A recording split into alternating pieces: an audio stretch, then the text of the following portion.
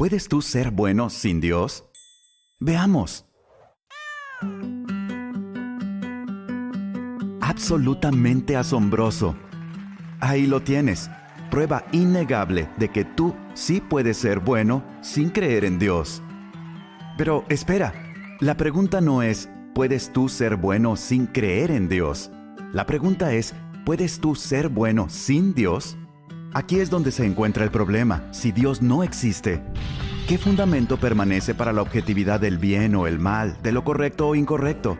Si Dios no existe, los valores morales objetivos no existen. Y aquí está el porqué.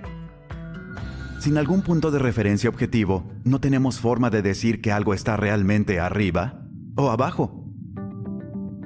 La naturaleza de Dios proporciona un punto de referencia objetivo para los valores morales, que es la norma o patrón contra el cual se miden todas las acciones y decisiones. Pero si Dios no existe, entonces no existe ningún punto de referencia objetivo. Todo lo que nos queda es el punto de vista de una persona, el cual no es más válido que el punto de vista de cualquier otra persona. Esa clase de moralidad es subjetiva, no objetiva. Es como tener una preferencia por el helado de fresa. La preferencia se encuentra en el sujeto, no en el objeto, de manera que eso no se aplica a otras personas. De la misma forma, la moralidad subjetiva se aplica solamente al sujeto. No es válida ni obligatoria para nadie más. Así que, en un mundo sin Dios no puede haber ni mal ni bien, nada sino una indiferencia ciega y despiadada. Dios ha expresado su naturaleza a nosotros por medio de mandamientos. Esos mandamientos proporcionan la base para los deberes morales. Por ejemplo, el atributo esencial de Dios del amor es expresado en su mandamiento «Ama a tu prójimo como a ti mismo». Ese mandamiento proporciona un fundamento sobre el cual podemos afirmar la bondad objetiva de la generosidad, la abnegación y la equidad. Y asimismo podemos condenar la maldad objetiva de la avaricia, el abuso, la discriminación y la opresión. Esto presenta un problema. ¿Es algo bueno simplemente porque Dios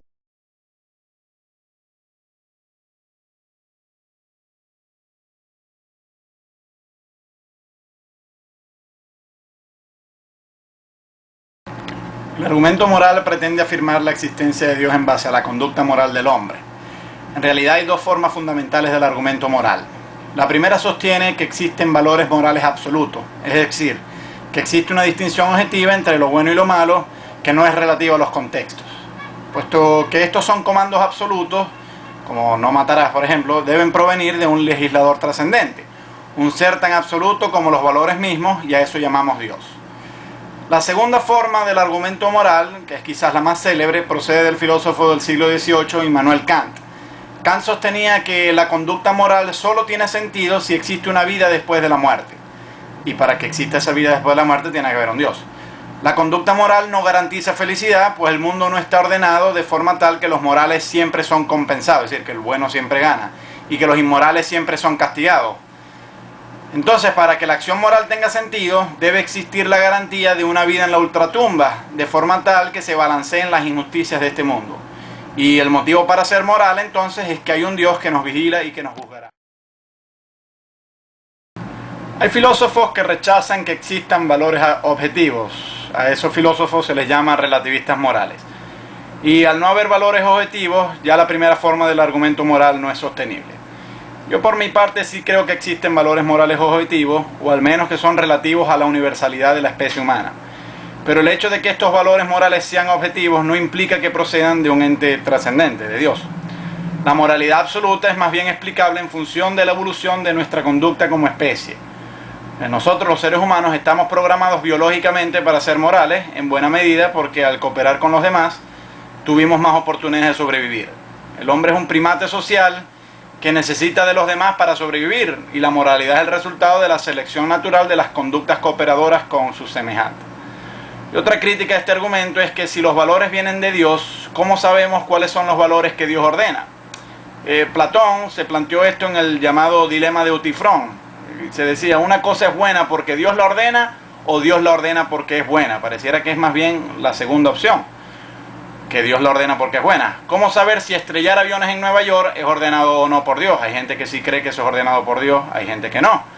Al final, somos nosotros mismos los que decidimos qué es lo que Dios ordena. Y esto implica que no es Dios, sino nosotros mismos los que decidimos la distinción entre lo bueno y lo malo, y que por ende la distinción entre la fuente de los valores morales no es una entidad trascendente como Dios, sino nosotros mismos. Una cosa es explicar por qué somos morales y otra cosa es explicar por qué debemos ser morales. Y de eso se debe encargar la refutación de la segunda versión del argumento moral. Kant decía que debemos ser morales porque hay un Dios que nos vigila. Pero aún sin Dios, el hombre tiene buenos motivos para ser morales. Nosotros somos seres sociales y para poder buscar nuestra propia felicidad, debemos buscar la felicidad de los demás. Esto es lo que el filósofo Helvesio y luego algunos filósofos utilitaristas llamaron el egoísmo ilustrado. Nos conviene ser morales porque en la medida en que ayudamos a los demás, nos ayudamos a nosotros mismos. Para que los demás sean buenos conmigo, yo debo ser bueno con los demás. Y este es un motivo central para la acción moral, el cual no necesita apelar a Dios.